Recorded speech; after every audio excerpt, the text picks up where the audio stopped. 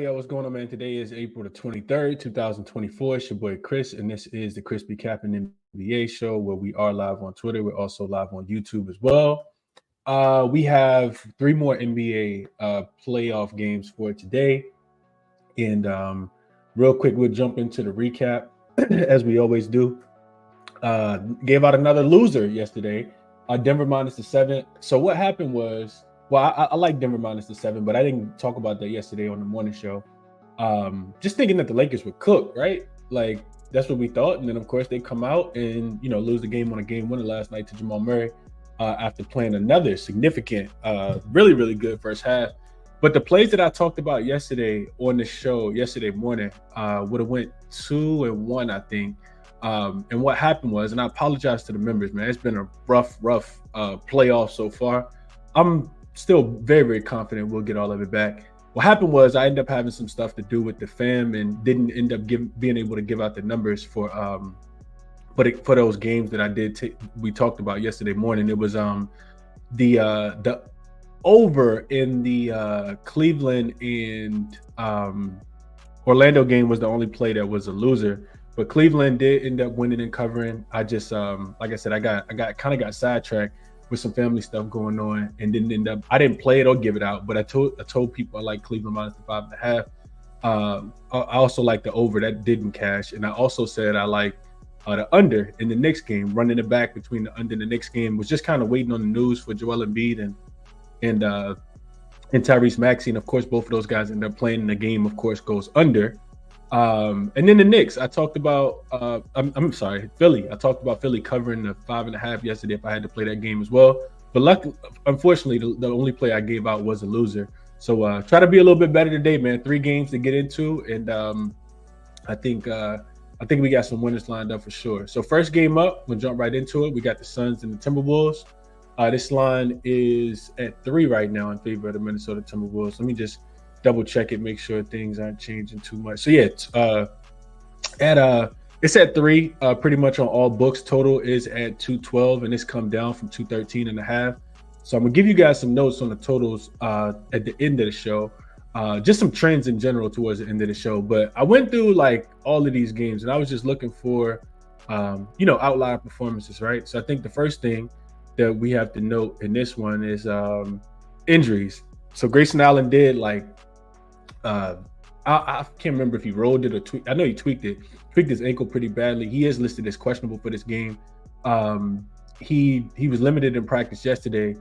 So looking at the outliers, what went wrong for the Minnesota Timberwolves? What went wrong for the Phoenix Suns in game 1? First thing that jumped out to me, they were significantly out-rebounded. They lost the rebound battle 52-28. It was 13-3 on the offensive glass.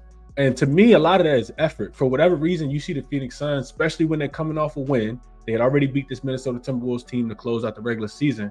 They just don't play as well. It's not a lot of effort. 13-3 on the offensive glass is an effort thing. And the Timberwolves, we should have known this, losing all 3 games in the regular season to the Phoenix Suns. They came out and it was an all hands on deck type of performance. So 13-3 was the biggest outlier on the offensive glass, 52-28. Just being out rebounded in general. Minnesota was the 6th worst offensive rebounding team in the regular season. So I think we definitely see some regression from them on the rebounding front in this game. Minnesota also had 26 assists. The Phoenix only had 16. Phoenix actually averaged more assists than the Minnesota Timberwolves on the season. So I think we see some regression there as well. Points in the paint, that's not like too significant. Minnesota did outscore Phoenix. It was 52-34 points in the paint. Phoenix, they're not a great team as far as scoring points in the paint, but they also don't allow, like the discrepancy shouldn't be 18. And throughout the season, it wasn't 18. So I think we see some regression there for the Timberwolves as well. Also, I looked into the 3-point shooting. Minnesota was a +9. They hit 3 more threes than this Phoenix Suns team. They shot 12 for 32 from the 3-point line. Phoenix shot just 9 for 28. 32%. Phoenix has been a little bit better 3-point shooting team. Now, if they don't have Grayson Allen out there who just has these games where he either plays really, really good or plays really, really bad, of course that's going to impact Phoenix's ability to be able to score, even if he's just limited, because Phoenix is not a deep team. They're not a team that, has a significant bench. But speaking of their bench, They were outscored 41-18 in bench points.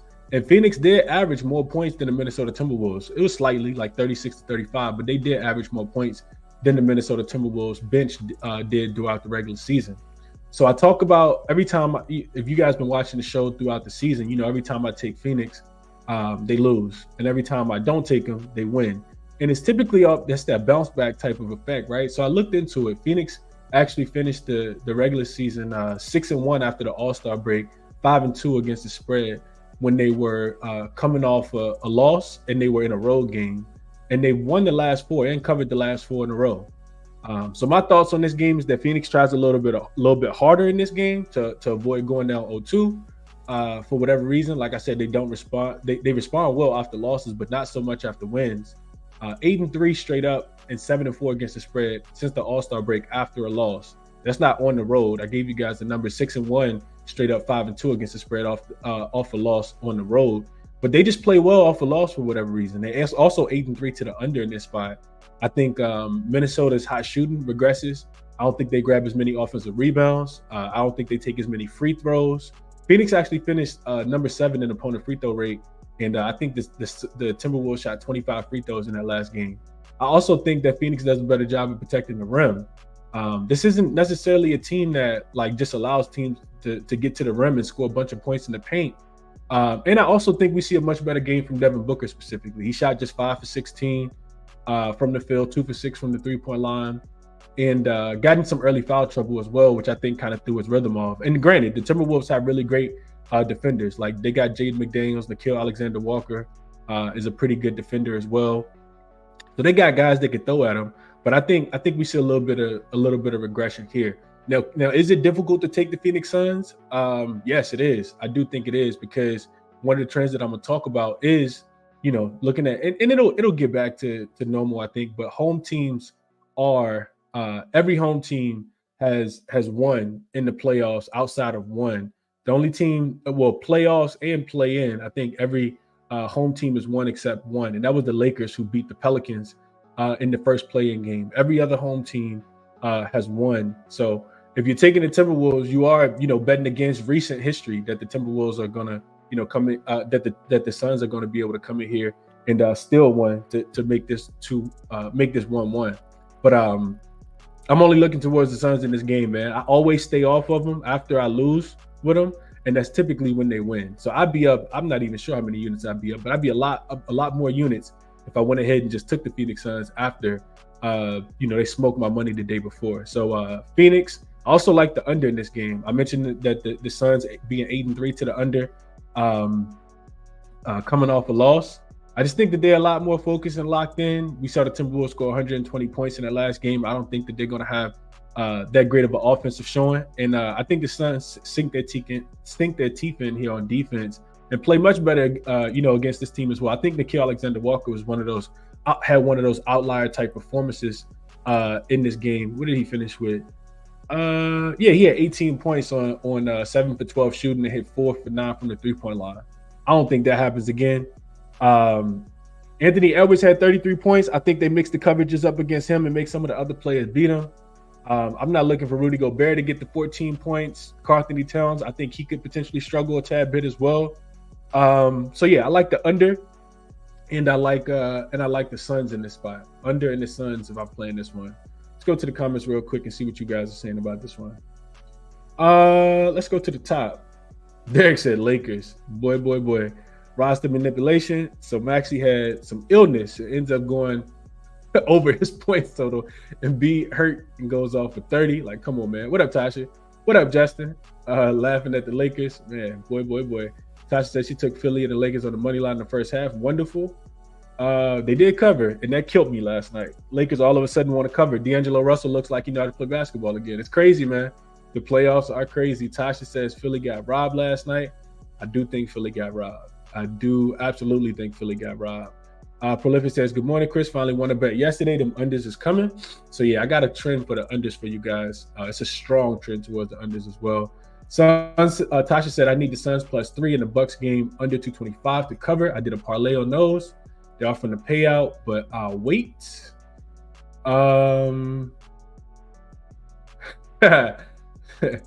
What else y'all saying? Run them likes up. Appreciate this, Justin. The interference with the positive energy. We gotta try to keep. Gotta try to make our game plan. That interference with our positive. I'm not sure what Tasha means here. Oh, she's talking about some haters. What y'all saying here? What up? What else we got in the chat? What up, Eric? Appreciate you for tapping in. PZ says top of the morning. Boy, them playoff games was fire. Yeah, it is getting good. Damien says he cast a plus 11,000 last night on threes in the Lakers Nuggets game. Shout out to you, man. I hope you put a little change on that. Justin says he got the Suns plus 3.5, plus 135 in his pocket. And Suns plus 150 for the series in his pocket. I couldn't talk you off of that, Justin. Could not talk you off. Tasha, this is what's been covered, man. Lakers in the first half. I know you hit on it the other day, ran it back yesterday. You got 2 for 2 there. Michael says Clippers money line, Suns money line, Pelicans money line, Lakers money line, 76ers money line parlay. That's a lot of games, man. Nando says cashed on the first half plus 4. Remember, you gave it to us in game 1. Like the cash in game 2. Plus 2.5. Lakers gave me bad. Lakers gave me bad in season picks. And 1 and 3 on the day. On day 1 of the playoffs. Steven says he likes the Timberwolves, man. He says Suns have no adjustments to make.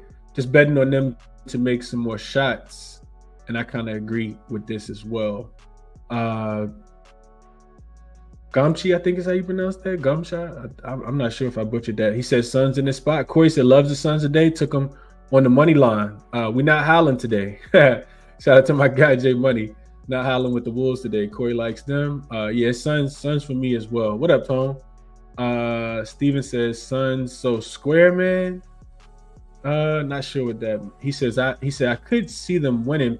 People acting like Booker was just off. McDaniels was on that boy like white on rice. And I agree. I do agree with this. I mentioned that in the breakdown. It's not like he just shot the ball bad because they have bad defenders. But I think the early foul trouble, and I trust Vogel to make the adjustments to be able to get Devin Booker open and get him some better looks.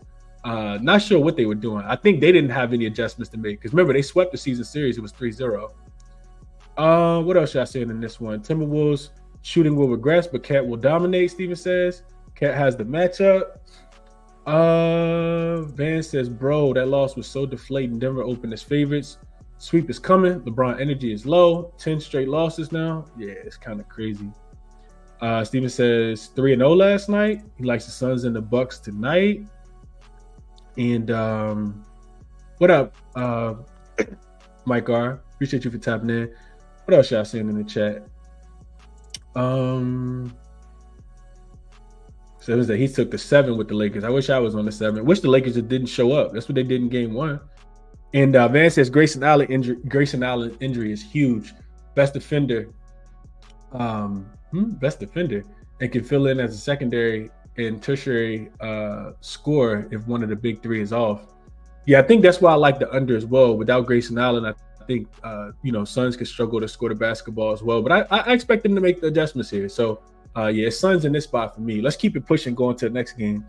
PTO Crack says Suns 1-10 margin. I don't think it's going to be a blowout, so I could definitely see that cashing as well. Let's go on to let's go to game 2. We got the Pacers and the Bucks. Line open with the Pacers. Yeah, this is where it opened at Bucks land 1.5. It's down to 1. Also at a pick at some places as well. Total come down from 226.5 down to 220.5 on most books. It's some 220. I thought I saw some 221s, but I could be tripping. So looking at this game, a couple different outliers to stand out as well. So first one was, and of course the Bucks. I mean, they beat the Pacers. I think it was 109 to 94 in game 1. And of course everybody was on. Not everybody, but a lot of people were on the Pacers. I kind of stayed off of that game because I talked about the Bucks as home dogs. I think they came in as 3-1. The Bucks are not necessarily a fade to me when they are without Giannis, or just when they're at home in general as a dog, or in a short game, right? I talked about the Bucks having a significantly better home versus road record throughout the season, and I think that's something that a lot of people kind of overlook. I almost end up pulling the trigger with the Bucks as well. I'm sorry, with the Pacers as well. But this is what I wanted to mention. So the Bucks at home this season, we got to remember this. They finished 32-11. It's not easy to come into Milwaukee and win a game. On the road, however, 18-22 straight up. So, I mean, with the point spread, you're really just asking them to win the game. That's 74%. Now, will they get some regression in this? Will the Pacers kind of, even out in this game? Because the Pacers, I mean, it's a lot of outliers. Let's jump into them. First one up, Indiana shot 39% from the field as the number one offensive team in the league throughout the regular season. Game one, they had an offensive rating of 97.9. This was the best offensive rated team in the league. So do they regress offensively? They shot 21% from the three-point line. The Bucks defense has been terrible from the three-point line. So should the Pacers be able to knock down a few more threes? Potentially. The Pacers aren't necessarily a great three-point shooting team, though. You look at Milwaukee, they shot 14 for 37 from the three-point line, almost 38%. Indy was one of the better three-point defenses over the whole entire season, right? We remember them being a top 5 three-point defense. That was one of the reasons why I really liked the Pacers in game one, because I thought that they would be able to hold the Bucks, to not allow them to shoot the basketball from the three-point line so well. So I think we see some regret. I think we see some regression there. Indiana, they did score just 12 fast break points. I thought that they would try to get out and run a little bit more, but that didn't really happen. And it's crazy because they actually won the rebounding battle. They lost the game by 15 and still won the rebounding battle. And I think the biggest outlier from a player perspective is Tyrese Halliburton. I mean, he played, full allotment of minutes, but only shot the ball 7 times. And he didn't even shoot it bad. He shot 4 for 7, had 9 points. That's not going to cut it. I think Tyrese Halliburton is going to, really try to show up in this game. Now, will he be able to? If Rick Carlisle can get him in, some positions to be successful, you definitely don't want him going to get up against, the really good defenders like a Patrick Beverley. Do we see Malik Beasley and, a guy like Damian Lillard buy in on the defensive end as much? I think so, especially for Dame. I think, when I think about the motivation for the Bucks, one of the really big things that jump out to me is that there's been a lot of reports about Damian Lillard and, things kind of going on in his personal life off the floor. He had the divorce. He doesn't have his kids right now. I can only imagine how much that's impacting him. You talk about him being bored in Indiana, in Milwaukee, because it's not a lot of, not a lot of stuff to do there. I don't think a lot of his family's there with him. So when you get into the psychology of it, it's like that makes you want to win even more. It's like, I'm here just to win. It's almost like a mission type thing where I can go back home in the offseason, but right now I'm just locked in. I'm focused, and this is what they brought me here for. You heard him say that, at the end of game one. Or not even during the middle of the game. He was like, this is what they brought me here for. And it's meaningful basketball. After the game, he talked about being in Coachella last year in the playoffs and not necessarily, playing in the playoffs last year. So I say all that to say, I think we get a motivated Damian Lillard in the second game? I think so. Do the Pacers play a little bit better? I think so. And for that reason, I don't necessarily want to touch the spread. I can see the Bucks winning this game. I can see the Pacers, playing a little bit better and winning this game as well. They shot the ball so poorly. It's really hard for me to think that they're going to shoot the ball just 39% from the field again. And granted, the Bucks defense, I think it will have to play a lot better. We'll have to continue to play really, really well. Now, will you limit the Pacers to 94 points again? I'm not 100% sure, but I think the Pacers defense probably plays a little bit better because they've typically been better as well. One of the things I looked into as far as the trend that supports this is that the Pacers, they actually finished the season 3-0 straight up and against the spread when they were facing the team that beat them within 3 days. So you talk about quick revenge spots, the Pacers actually beat the Philadelphia 76ers, the Miami Heat, and the Boston Celtics. These aren't slumps. These are all teams that are in the playoffs. When they were, like I said, short revenge within 3 days, the Pacers typically bounce back in these type of spots. And I think that's a credit to Coach Rick Carlisle and what he does as far as making adjustments. As far as the total in this game, game one, I talked about this on the show. Game one opened at 239. And then, of course, the news came out that Giannis wasn't going to be available. And we started to see it drop. It dropped all the way to 231, dropped 8 points. And if you guys watch Sunday show, I said, man, as much as I want to take the total, I don't want to get involved with a total that's already dropped 8 points. Game one combined for 203 points. So, I mean, it still went under by 28 points.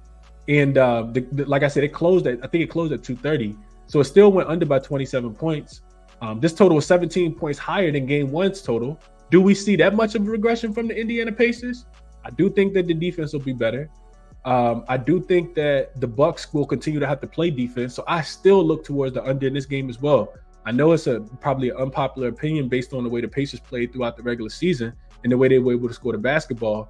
But I do think that we see another very low-scoring game between the two. The Bucks will have to continue to play really solid defense without Giannis being out there. I think that they're going to struggle to score the basketball. I don't think all those threes will go in. So I think, like I said, I think they'll have to rely on their defense. I don't think Dame scores 35 points in the first half. And I don't think the Bucks shoot as well from the three-point line. Remember, Indiana's defense was top 5 against the three-point line. And the Milwaukee Bucks, they laced them up from the three-point line. So I would, if I had to play a side, I think I would still lean towards the Bucks to be able to get the job done. Pacers probably win game 3. But I really don't want to count this Indiana Pacers team out. Like I said, they're 3-0 in these quick revenge spots throughout the season with wins against the Miami Heat, the Philadelphia 76ers, and the Boston Celtics. All of those did come before the All-Star break, and this is a different level of physicality. But I think the Bucks can win the game. I also like the total to go under the 220.5. Let's see what you guys are saying before we move on to the next one. I'm trying to make the show a little bit shorter today. Let's see what you guys are saying about this one. All right, so comments. Let me see if I can get back up to where I was.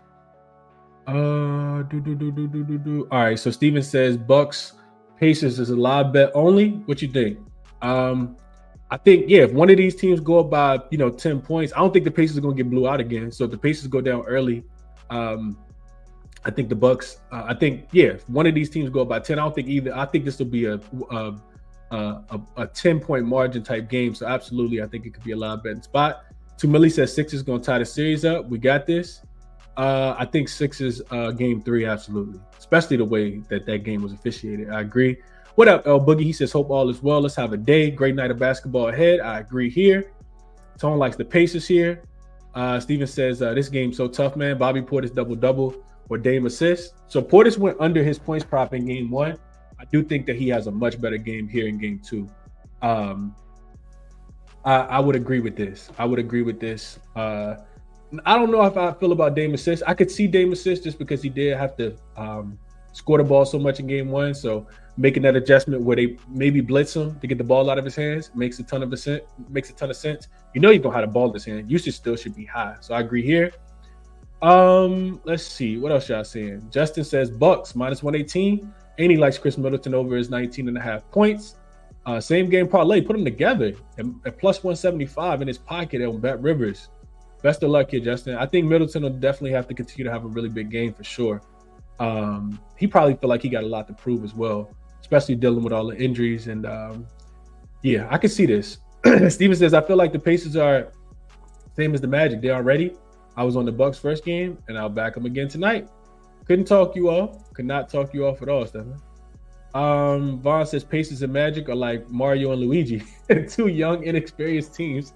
One bad on offense, one bad on defense. Yeah, boy, if Tyrese Halliburton went to Orlando, that'd be crazy. I mean, he needs some more shooters, but Mario and Luigi is funny. My son loves Mario and Luigi. I'm always playing Switch with him. That's funny, man. I love this comment. Nando says Bucks in the under. Steven says Pacers haven't been the same since Buddy Hield and Mathurin got hurt. I think I argue that, Steven. They have had some really, really big wins. They went to OKC and won without Buddy Hield, and I think Buddy Hield was gone. I know they won without Ben Mathurin. He says Hallie has to push the pace. Juan says this series gonna go just like the Cavs Magic. Young team goes down 0-2. Don't overthink it. Dame not going scoreless in the second half again. Getting to all his spots. Yeah, he might not go scoreless in the second half, Van, but is he gonna score 35 in the first half? Like, it kind of balanced out well. I'm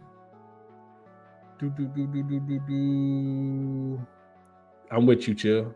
I don't even want to talk about the Lakers. It's a new day, man. I know it just happened like 10 hours ago. Let's not even talk about the Lakers, man. Playoffs is a different type of game. I agree here. Tasha said, no. Middleton Eden easy. Steven says he thinks the Bucks was playing possum at the end of the season, fooling everybody. I just think it's playoff type basketball. Bucks have been there before, Pacers haven't, so it makes a ton of sense. What else y'all saying here? Markel says first half under for the Pacers.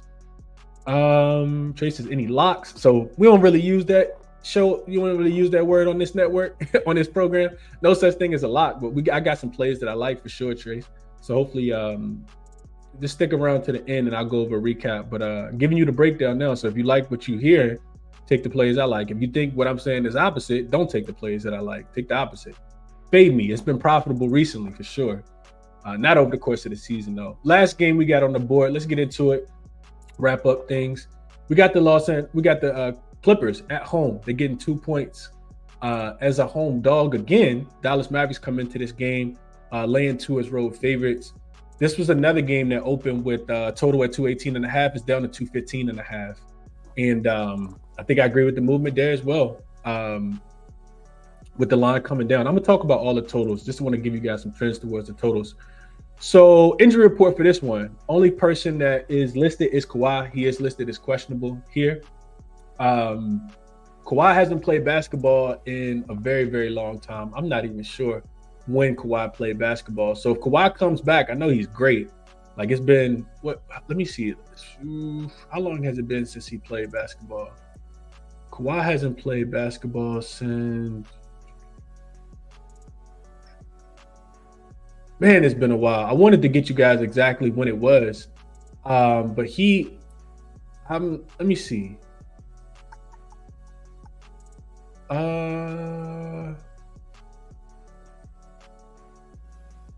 So Kawhi got ruled out that game against the Suns, right? When we were on this, I was on the Clippers and Kawhi got ruled out and they got smoked. And that was, I just want to find this real quick. I should already had, I meant to write this down. My apologies there. So this was like, April the 2nd. So it's been 21 days, right? 3 weeks since Kawhi's played basketball. That was the game against the Kings. It was on April 2nd. Okay, I just wanted to find that real quick. So outliers for this game. So I say that to say this. Kawhi hasn't played basketball in 3 weeks. He hasn't been through like a lot of like physical, like contact on the floor. He is one of the best 5 players in the playoffs if he's on the floor, in my personal opinion. Just because of how much he changed the game, both offensively and defensively for the Clippers and what he brings to the table. Shot maker, defender. Like I don't got to get into what Kawhi is. I don't like him coming back. If you like the Clippers, you don't want to see Kawhi in his first game though. I think that could throw off the rhythm just a tad bit. I don't think it's gonna hurt so much, but I think it does kind of throw off the rhythm. And I think I don't think he's gonna play. I could be wrong, but I don't think he's gonna play. So let's look into the outliers in this game. Dallas, I was on them in game 1. They shot 38% from the field, 30% from the 3-point line. You see Tyronn Lue get real physical with Luka. Clippers, 3-point defense has not been that good recently. They finished the season, I think, bottom 5 in 3-point defense. Dallas, look at them. They scored 30 points in the first half, including 8 points in the second quarter. Has to be some regression there. Dallas was one of the better teams in the league. Remember I told you guys, I think they were 18-2, 19-2 as road favorites after the All-Star break or throughout the season or whatever the case might have been. And they scored 30 points, including 8 in the second quarter. I don't think that we'll see that. I think we see some regression there. Clippers also won the points off turnover battle. They won 19-5. Can Dallas take better care of the basketball? They actually had been. Luka and Kyrie. I mean, who else you want at the realms? As long as Luka isn't making those bonehead turnovers, which he was in this game. So I do expect that to regress to the mean. I don't think the Clippers are going to turn the ball over. I don't think the Mavs are going to turn the ball over as much as they did. The Clippers were a plus 24. This is probably the biggest outlier. Plus 24 from the 3-point line. They made 18 of 36 3-pointers, shot 50% from the 3-point line. Dallas shot just 10 for 33 from the 3-point line. 24 points, making 8 more threes. I think we see some regression in that case as well. Luka got off to a super slow start. He finished just 11 for 26 from the field. And I think Luka plays better as well. I think he'll make the adjustments. Coach Kidd will make the adjustments there as well. besides Luka and Kyrie, PJ Washington was actually the only other player who had double digits. I think he finished with 11. Tim Hardaway Jr., Dante Exum, those guys combined for 9 points. Tim Hardaway Jr. was actually in the running for, sixth man of the year, like up until maybe like the last 4 or 5 weeks. I think he got hurt, but he was actually in the running for that. So I think we see some aggression there. You also look at Harden. He shot 6 for 11 from the three-point line. I don't think Dallas Mavericks defense is so much better from the three-point line than that. And Zubac had 20 points and 15 rebounds. I don't know what the adjustment is going to be there, but Derek Lively and Daniel Gafford can't get bullied like that. He put up Shaq numbers, baby Shaq numbers. 20 and 15 is crazy for Zubac, and a lot of those came in the first half. With all that said, Dallas still won the fast break points, 18-5, and Dallas also still won the free throw battle, 33-13. So I think it's really, really difficult for me to say, you know what, I'm gonna just jump on the Clippers because they won game 1 and they're at home, even though that's been the profitable thing, so far. But one of the big trends that I looked at kind of support the Dallas Mavericks here is that in the second game of a series where the favorite lost the first game, but they're favorites again, it's typically a time you want to back the team that's the favorite again. It says that they're gonna come back with a lot more energy and effort. 72-18. That's 80% straight up. 53-36-1 against the spread. 59.6%. This goes back as far as the Killer Sports database goes. If you look at this just over the last 6 years, so since the 2018 season, 20-5 straight up. So that's still 80%. And 19-6 against the spread since the 2018 season. So yeah, it's Mavs for me. If I played the game, I think you could take the 2. It is that 2.5 at some spots, but I think DraftKings might got a Bet365 might have a 2 when I was looking at it earlier. I can't get away from the Mavs now. I think that they are the better team, especially if Kawhi is not going to be on the floor. And I know he's listed as question, but I don't think he's going to play. I don't think he's going to play. I just think you get a much more tuned in Mavericks team in this game. And shout out to Coach Ty Lue, man. He said that, going into game 1, that he wanted his team to punch early, because the Clippers have been coming out to really slow starts, and that's exactly what they did. I don't think Harden plays that well. I don't think he shoots the ball that well again. I don't think that Zubac plays that well again. Maybe Paul George, but he can be inconsistent. So I like the Mavs in this spot, minus the 2. I also like the total to go under in this spot as well. I talked about the regression that I think is coming from the Clippers. I know Dallas can score the basketball, but they're a really good defensive team as well. We cashed on the Dallas team total, on the Clippers team total under 110.5. They didn't even need to score that many points because Dallas didn't show up offensively. But I think we see 2, really good defensive performances here. I'd be looking towards the under 215.5, and I'd also be looking towards the Dallas Mavericks to bounce back here.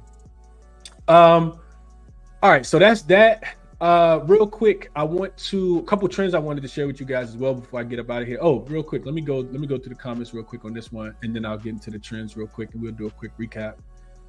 Big Mouth Rob says he likes the Clippers by 10. Definitely on different sides there. Steven says injury report manipulation with Kawhi. Unders are the only totals I'm playing these playoffs, Jay. So this is actually one of the trends I want to talk about. We'll get into that in a second. Van says Dallas is such a public side, and Luka's attitude and conditioning gets worse every year. Dallas is a team I hate to bet on or against. And I kind of feel like I got those. Everybody got those teams, man. Couldn't talk you off. I think the Mavs bounce back tonight, though. Steven says this is where the Mavs get there. While everyone was on the Mavs last time, they'll be nervous to back them again, and this is the time to back them. And I agree. So this is how I kind of feel with the Phoenix Suns. I've been very wrong about the Phoenix Suns. And that's why I'm backing them today, because I feel like every time I don't back them is when they win. Jay says, can home teams stay undefeated today? Away teams got close yesterday. That is a fact. And Steven says, Mavs heavy public. I don't really care about none of that. But yeah, I don't care about sharps, none of that. If you take it into your capping, cool. I honestly could care less. I just cap the games and give out the plays that I like. SK says we'll look to run back Russell over his points, rebounds, and assists. If he gets a similar number to the 17.5 up to 19.5, worth considering. And I do think that, without Kawhi, he's a guy that's going to have to step up. Also, Norman Powell had a really, really bad game. So if you like the Clippers, you could say that the Norman Powell, even with the regression coming from the Clippers, or at least what we expect to come from the Clippers, Norman Powell shouldn't have. I think he had 5 points in that last game. So I see some positive regression coming from Norman Powell here. Oki says running it back, Clippers plus the points. PG going for 30 plus. Okay. This is a good point as well by Van talking about Derek Lively and his mom passing. I saw this as well. I think if anything, he probably used that as fuel and motivation, but I could totally be wrong. I don't know Derek Lively like that. Zubac bodied Gafford all game one, injury or not, and that's a fact. He definitely did. Justin says he likes Luka over 33.5 points. Got it in his pocket. SK says, you see much line movement if Kawhi is in? I do think this line comes down if Kawhi is ruled in. Kawhi means something to the spread, in my opinion. And this line is very similar to what it was last game. Jamie says he's playing Kyrie rebounds, Cash Brunson at 4.5, and Kyrie should kill the line tonight again. And what we got here? Zubac double-double with Holly double-double and Luka triple-double. Tasha says Mavs first half. She feels it. And I like the Mavs early too. I do think after scoring 8 points in the second quarter, I mean, how could you not look towards Dallas to bounce back? And the trends that I gave you guys typically, with those favorites losing in game one and still being favorites in game two, is typically an early spot as well. I think it's a +3 over the course of the sports whole Killer Sports database. So Dallas first quarter, first half, and full game should be the play. I just didn't play all of them. What up, Fred? Appreciate you for tapping in. Old lady, appreciate you for tapping in as well. Fred says Uncle Drew over his 23.5 points. I think Kyrie, hopefully, my mindset is that with as bad as the role players played for Dallas, like Luka and Kyrie was the only players who really showed up outside of PJ Washington. He shot the ball 4 for 10 from the field, but nobody else really shot the ball as well. The Dallas Mavericks are a team that, of course they rely heavily on Luka and Kyrie, but their role players typically play a little bit better. And it's really hard for me to give out a player prop over when I like the full game to go under. So should Kyrie do that? I think if you're relying on Kyrie to, play hero type basketball, then it doesn't bode well for the Dallas Mavericks. Or I could be wrong, but that's just the way I kind of see the game. 23.5 does feel kind of low though. It does feel kind of low in a game that I feel like he'll go pretty hard in to tie the series at 1-1. Also, think about this. If you're the Mavs, do you really want to lose to the Clippers 0-2 and then Kawhi comes back in game 3? I think no. I think you absolutely got to win this game if Kawhi doesn't play. Because if you go down 0-2, granted you're coming back home, but you lost 2 games without, psychologically, I think that could really, really mess with the Clippers here. Mess with the Mavs. If you go down 0-2 and Kawhi hasn't even played in the series yet, that's why I like the Mavs here. What up, Jose? Appreciate you for tapping in. Justin says, appreciate the early show. Let's have a day. My brother, appreciate you, Justin. So a couple of the trends I wanted to mention real quick before we move into, and I'll just go ahead to the recap page, but I wanted to talk about these. So home teams are 16-1 straight up, 12-5 against the spread in the playoffs and play-in so far. Like I said, outside of the Lakers beating the New Orleans Pelicans, every other home team is won. And that was in the play-in. However, and like I said, 12-5 against the spread as well. 3 of the last 4 dogs have actually covered though. The Pels covered on Sunday. I was on the wrong side of that one. The Sixers covered last night. I should have been on the right side of that one, didn't play the game. And then the Lakers covered last night. I was on the wrong side of that one as well. So dogs have started to cover just a tad bit. 3 of the last 4 have covered. The totals are 13-4 to the under so far in the playoffs and play-in, including 8 straight. So if you just blindly tailing unders, you're cashing at a really, really high rate. I think some of that continues today as well. These totals will continue to drop. If you guys haven't looked ahead already, the Cleveland and Orlando game is open at 200 and it's down to 198 already. Like these totals are, really, really dropping. And if you follow me last year throughout the playoffs, when I went on a really, really I was on a really, really good run last year. I got to go back and look at how many units I was up. We killed it last year in the playoffs for the OGs and the people that were here last year. A lot of it was really taking those totals and looking at those sides early. So that's something that I told myself. I'm like, Chris, you got to do a better job of not looking at these games. Like you got to go ahead and handicap the game and go ahead and give out the play as soon as it comes out. That way you're not losing 3-4 points to CLV, whether it's on the total or the spread. So that's something that I'm going to start doing a little bit more of. I'll be sending those plays out to the members. But 13-4 to the under in the playoffs. And you see these totals, they drop immediately as soon as the line comes out. 8 straight unders. 13, this is the last thing I wanted to mention. 13 of the 17 road teams have actually failed to reach their team total so far in the playoffs, in the play-in. So out of 17 teams, only 4 have actually gone over their team total when they're playing on the road so far. And road teams are averaging 97.7 points. So, I mean, they're not even getting to 100. Road teams are averaging 97.7 points. I just wanted to leave you guys with that. So here are the top looks for me. I haven't played anything yet today, but it'll be smaller plays because I've been so cold in the playoffs so far. But Phoenix plus the 3, Indiana, Milwaukee, I do think that goes under the 220.5. I do like Dallas a lot. And I do like the under in Dallas and the Clippers. 216 on the screen. I think there is a 216 out there somewhere, because if I wrote it down, and I did this right before the show, it's out there somewhere. So these are, what I'm kind of looking at for today. If I had a top play, it is Dallas, though. I don't care how public it is. I do think that Dallas comes in and gets a win today. Phoenix would be the second play. And honestly, I couldn't talk anybody off sprinkling on these unders in every single game, just because they have been hitting at such a high rate and the totals continue to drop. We see the offenses really not show up. The refs are swallowing the whistle. Teams aren't getting foul calls. So couldn't talk anybody off looking towards the unders. I'm not touching overs right now. And best of luck to you guys, man. I hope you guys cash whatever it is that you play today. Resources, as always, check them out if you guys are interested in anything here and looking at the ways I kind of handicap the games. And like, share, and comment, subscribe. Let me know what you guys are betting. Best of luck on all your plays. Bet responsibly, and I'll catch you guys in the next one, man. I'm out.